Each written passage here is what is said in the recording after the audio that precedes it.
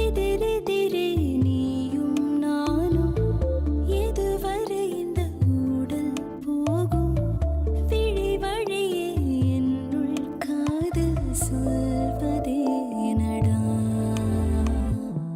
விடை தெரியா பேதை நெஞ்சை கொள்வதே நடா பூவே பூச்சூடவா பூவே பூச்சூடவா பூவே பூச்சூடவா பூவே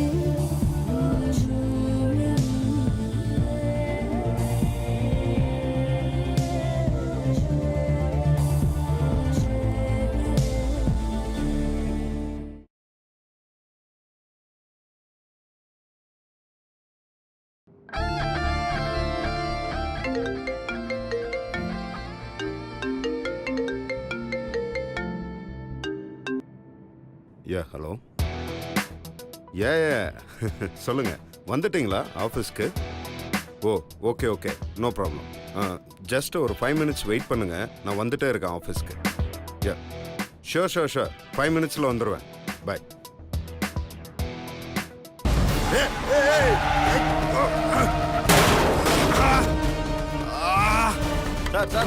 சார் என்னாச்சு சார்? சார் கதவு தருங்க சார். சார் கதவு தருங்க சார். என்னாச்சு சார்? சார் கதவு தருங்க சார். சார் கதவு தருங்க சார். என்னாச்சு சார்?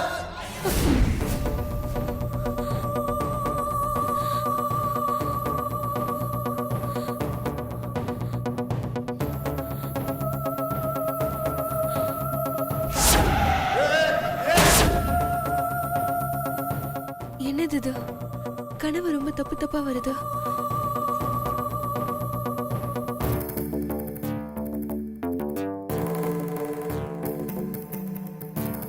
டவர் பிளானிங் இன்டகிரேஷன்லாம் அந்த ஃபைலில் இருக்கு. அது ஜஸ்ட் அ செகண்ட்.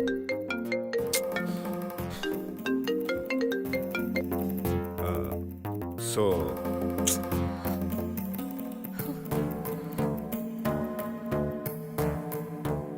இந்த பேஜில் பார்த்தீங்கன்னா நம்ம அதெல்லாம் மென்ஷன் பண்ணியிருக்கோம்.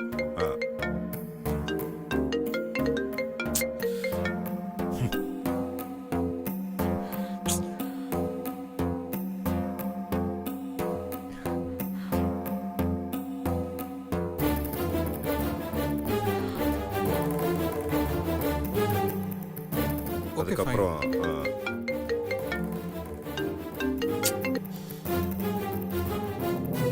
மிஸ்டர் சிவா, ஏதாவது இம்பார்ட்டன்ட் காலா? Nothing serious. வீட்டில் இருந்து ஒய்ஃப் கால் பண்ணுறாங்க. ஓ அப்படியே மிஸ்டர் சிவா, அப்ப கண்டிப்பா இம்பார்ட்டன்ட் கால் தான். உடனே அட்டெண்ட் பண்ணுங்க. Otherwise it will be a big problem. Last time நான் யுஎஸ் போயிருந்தப்போ சிஸ்கோ கம்பெனி சிஇஓட மீட்டிங் ரொம்ப பரபரப்பா போய்கிட்டு இருந்தது. அப்ப திடீர்னு அந்த சிஇஓக்கு ஒரு கால் வந்தது. உடனே அவர் மீட்டிங்கை ½ an hour போஸ்ட்போன் பண்ணிட்டு போயிட்டாரு. என்ன ஏதுன்னு கேட்டா அவர் வைஃப் கிட்ட இருந்து கால் வந்திருக்கான். சிஸ்கோ கம்பெனி சிஇஓக்கே இந்த நிலைமைன்னா நாமெல்லாம் ஏமாத்துறோம். கோ ஹெட் ப்ளீஸ் அட்டெண்ட் பண்ணிட்டு வாங்க. Just a second. ஓகே.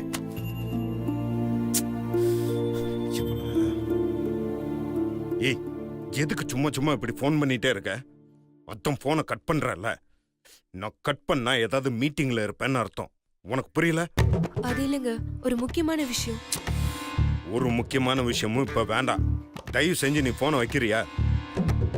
இங்க பார், நான் இப்ப போனை அட்டன் பண்ணதே திரும்ப நீ எனக்கு கால் பண்ணாதான்னு சொல்றதுக்காக தான்.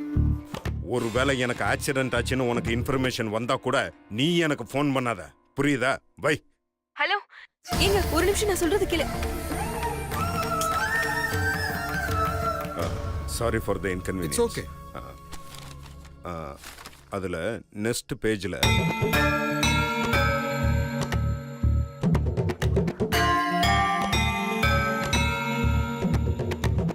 பேசாம அம்மா கிட்ட இந்த கனவை பத்தி கேட்கலாமா? வேணாம், பாவம் அவங்க. இத சொன்னா இன்னமும் ஏதோன்னு பதறி போயிடுவாங்க.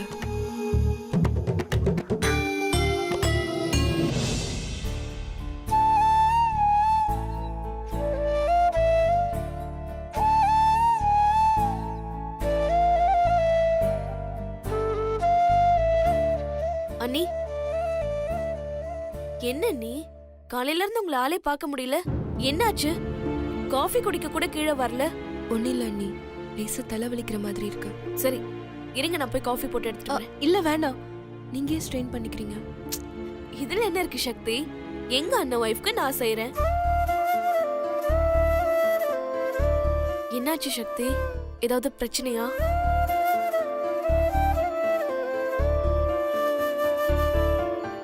பேசாம அன்னிக்கிட்ட விஷயத்த சொல்லிடுவோமா? சச்ச, பாவம் இவங்களே ரொம்ப நாள் கழிச்சு இப்பதான் கர்ப்பமா இருக்காங்க. இந்த நேரத்துல சொன்னா அது நல்லா இருக்காது. சக்தி, என்ன யோசிக்கிற? ஒன்னும் இல்ல அண்ணி, லேசா தலைவலிக்குது அவ்வளவுதான்.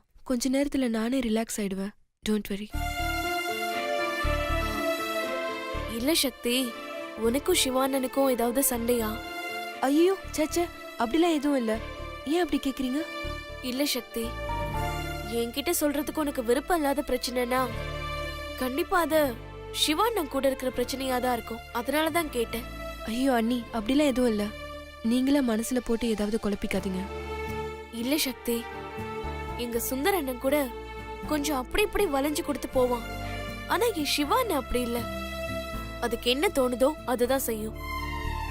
நாங்கெல்லாம் இத்தனை வருஷம் அவர் கூடவே இருந்திருந்தாலும் கடைசி வரைக்கும் எங்க அண்ணன் கூடவே இருக்க போறது நீங்களும் உங்க மூலமா பிறக்க போற குழந்தையும் தான்.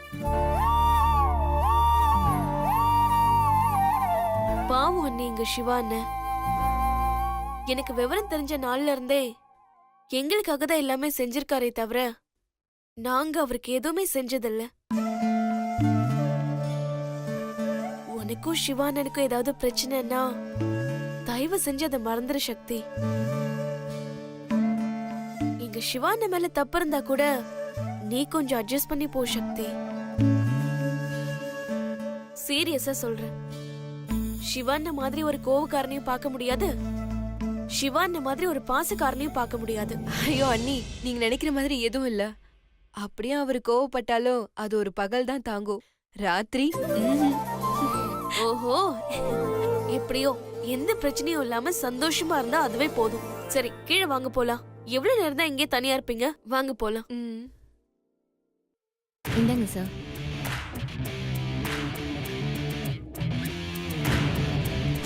இதை அப்படியே ஹச்ஆர் டிபார்ட்மெண்ட்ல ஃபார்வர்ட் பண்ணிருங்க. Okay sir. பாஸ் பாஸ், இந்த மாசம் அக்கவுண்ட்ஸ் ஃபைல் பாஸ். ரெடி நீங்க ஒரு ஆயிடுச்சு. தடவை வெரிஃபை பண்ணிட்டீங்கன்னா அக்கவுண்ட்ஸ் டிபார்ட்மெண்ட்டுக்கு அனுப்பிச்சிருவேன். கார்த்திக் சார் எல்லாம் வெரிஃபை பண்ணிட்டார் பாஸ். Okay fine.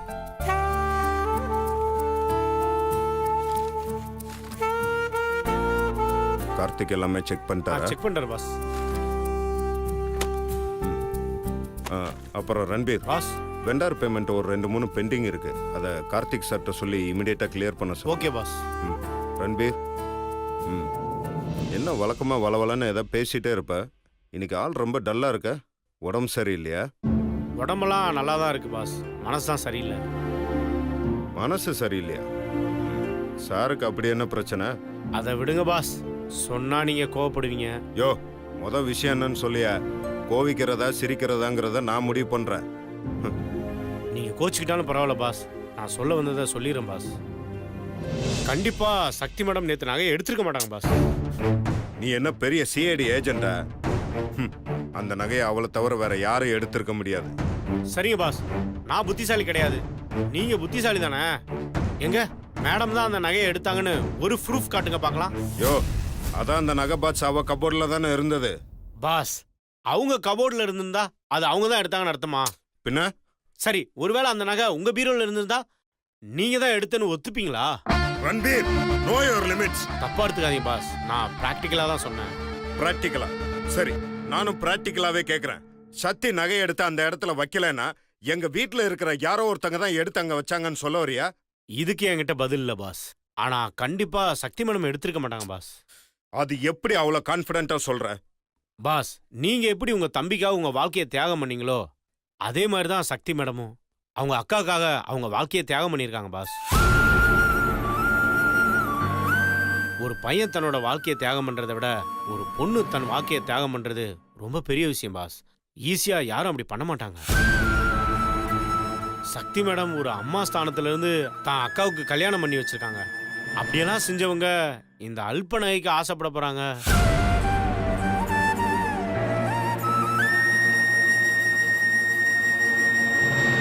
ஒரு 8 மணி நேரம் ஆபீஸ்ல வேலை செய்யற நானே அவங்கள இவ்வளவு தூரம் புரிஞ்சு வச்சிருக்கேன்.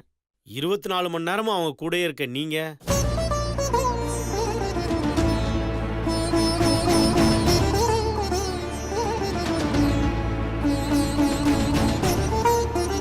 பாஸ், யார் வேணாலும் சக்தி மேடத்தை சந்தேகப்படலாம். ஆனா நீங்க சந்தேகப்படக்கூடாது பாஸ்.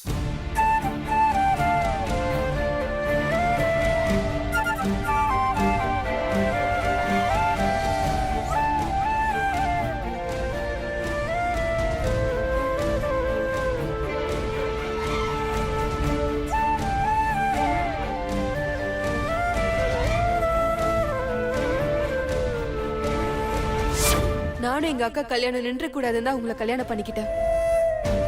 ஆனா எப்போ உங்க கையால என் கழுத்துல தாலி ஏறிச்சோ அந்த நிமிஷத்துல இருந்து நான் உங்களை காதலிக்க ஆரம்பிச்சிட்டேன்.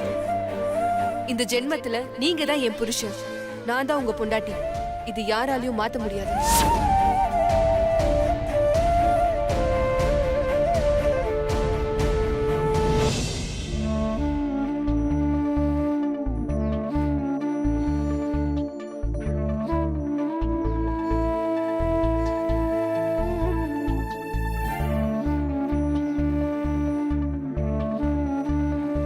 சக்தி, ஏன் இங்க வந்து நின்னுட்டு இருக்க? இல்லக்கா, சும்மாதான். ஏய், ஏதோ ஒரு மாதிரியா இருக்கு. என்னாச்சு? அதெல்லாம் ஒண்ணும் இல்லக்கா, லேசா தலைவலிக்குது. சரி நீ இரு, நான் போய் டீ போட்டு கொண்டு வரேன். இல்லக்கா, அதெல்லாம் ஒண்ணு வேணாக்கா. இல்லடி, நீ காலையில இருந்து சாப்பிடாம வேற இருக்க. என்ன பிரச்சனை? அக்கா, அதெல்லாம் ஒண்ணு இல்லக்கா, நான் சும்மா தான் நிக்கிறேன். நான் வந்து சாப்பிடுறேன், நீ போக்கா. ஒன்னும் பிரச்சனை இல்லையே. அதெல்லாம் ஒண்ணு இல்ல, நீ போ. சரி.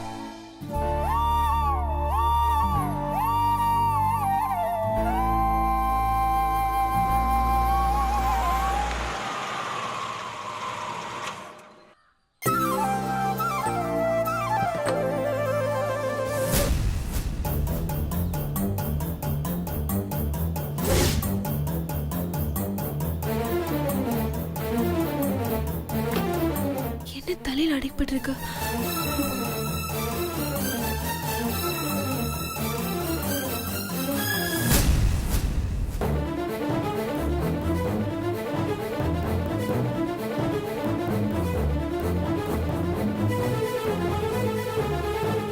ஐயோ சிவா, சிவா, என்னடா என்னடா ஆச்சு? ஒண்ணும் இல்ல, இவ்வளவு பெரிய அடிபட்டிருக்கு, ஒண்ணுமே இல்லைன்னு சொல்ற.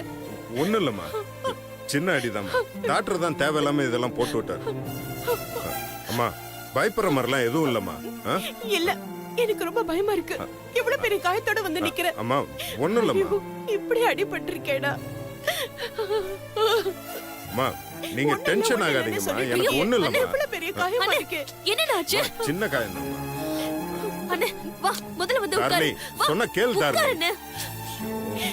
டேய் சிவா, நீ போய் சொல்ற, ஐயோ, என்னமோ அம்மா, நடந்திருக்கு. நீங்க தயவு செஞ்சு அழாதீங்கம்மா, இது ஒரு சின்ன காயம் தான்மா. டேய் சிவா, பாட்டி எனக்கே பதறதுன்னா அவ உன் அம்மாடா, அழாம என்னடா செய்வா? பாட்டி, இது ஒரு சின்ன பிரச்சனை, இத ரொம்ப பெருசாக்க வேணாம்னு நான் சொல்றேன். ஐயோ, எதுடா சின்ன பிரச்சனை? தலையில கட்டெல்லாம் போட்டுட்டு வந்திருக்கேன், இது சின்ன பிரச்சனையா? டேய், உன்னை தெரிஞ்சுக்க, உன் மேல சின்னதா ஒரு கீறல் விழுந்தா கூட சுபத்ராவால தாங்கிக்க முடியாதுப்பா. முதல்ல அத புரிஞ்சுக்க. இப்ப நீ அவளை சமாதானப்படுத்திடலாம், ஆனா அந்த காய ஆறுற வரைக்கும் அவ அழுதுகிட்டு தான்டா இருப்பா. அம்மா, நீங்க இவ்வளவு தூரம் ஃபீல் பண்ற அளவுக்கு இது பெரிய விஷயமே இல்லம்மா. சரிண்ணே, எப்படி நான் அடிபட்டுச்சு? அது ஒண்ணும் இல்லம்மா, கார்ல வந்துட்டு இருக்கும்போது ஒரு பைக்காரன் குறுக்க வந்துட்டான்.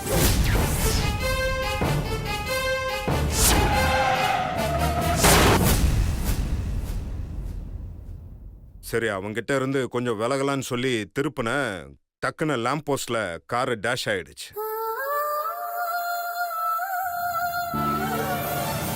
அதுல ஸ்டேரிங்ல லைட் அடிபட்டது, அவ்வளவுதாம்மா. மத்தபடி நீங்க நினைக்கிற மாதிரிலாம் எதுவும் இல்லம்மா.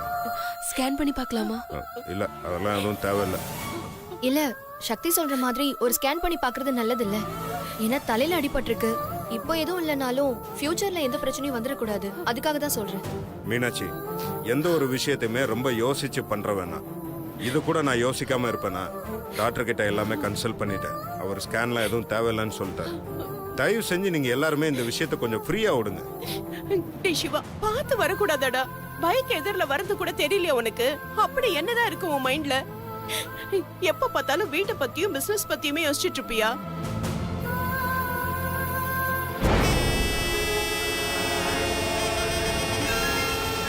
அப்பா என்ன பெர்ஃபார்மன்ஸ் பத்தியா? லாரியை வச்சு தூக்க பிளானும் பண்ணிட்டு இப்ப பெர்ஃபார்மன்ஸும் பண்றாங்க. அம்மா ஒண்ணும் இல்லம்மா. இல்லடா, என் மனசு கேட்கல.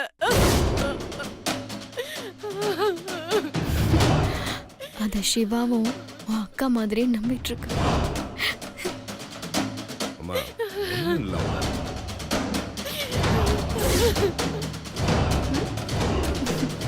என்ன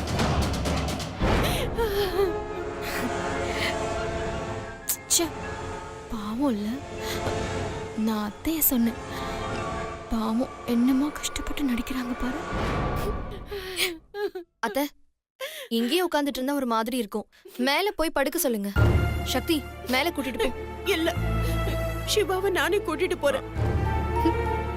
பாத்தியா என்ன சென்டிமெண்ட்.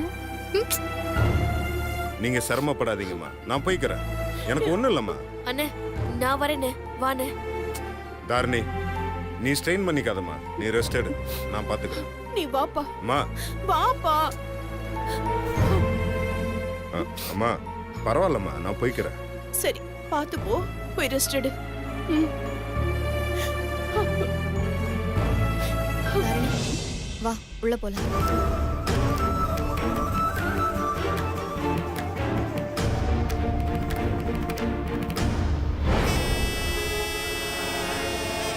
ச்சே, எவனுமே எந்த வேலையும் உருப்படியா செய்ய மாட்டேங்கிறானுங்க.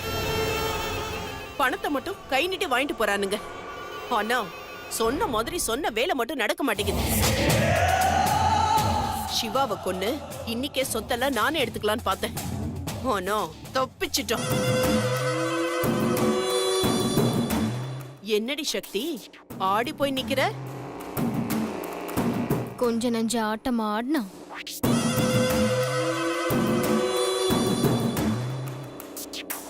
மிஷின்ல மாட்டின கரும்பு மாதிரி உன் மொத்த திமிரியும் புழிஞ்சு எடுத்து சக்கையாக்கி வெளியில துரத்துறேன். நீ எந்த பக்கம் திரும்பினாலும் என் அடி உன் மேல விழுந்துகிட்டே தான் இருக்கும்.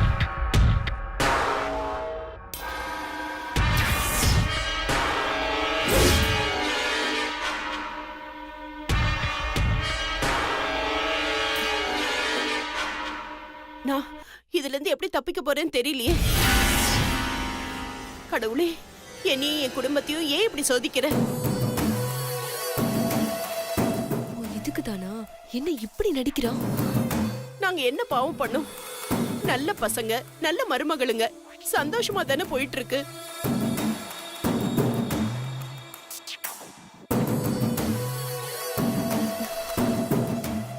அத்தை, நீங்க கவலைப்படாதீங்க அத்தை.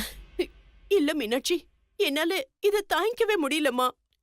இனிமே நானும் உன்ன மாதிரி வேண்டுதல் விரதம்னு இருக்கலாம் முடிவு ஐயோ, பண்ணிட்டேன். அத்தை, நீங்க எதுக்கு தான் அதெல்லாம் பண்ணணும்? நான் பாத்துக்கிறேன் அத்தை. சக்தி இருக்கா, அவ பாத்து. எனக்கு கிடைச்ச 2 மருமகளும் தங்கமான மருமகளுங்க. எனக்கு அதுவே போதும். சரிங்க அத்தை, நீங்க போய் ரெஸ்ட் எடுங்க. நான் உங்களுக்கு காஃபி போட்டு கொண்டு வரேன். ம்.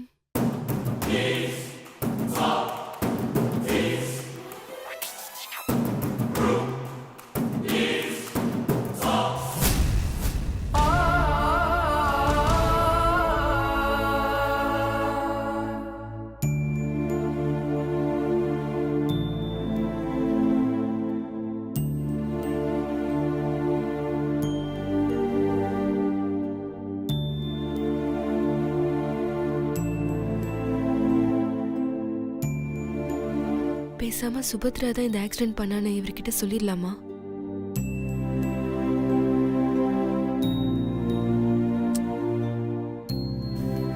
கண்டிப்பா சொல்லித்தான் ஆகணும். இல்லனா நிஜமாவே சுபத்ராவால இவரோட உயிருக்கு கண்டிப்பா ஆபத்து வரும்.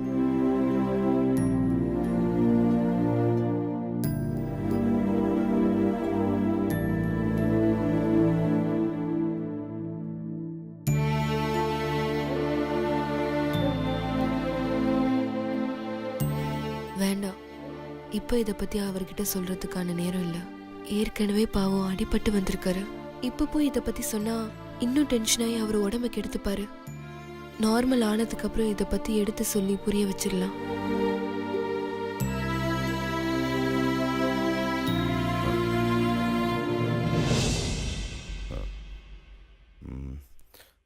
சக்தி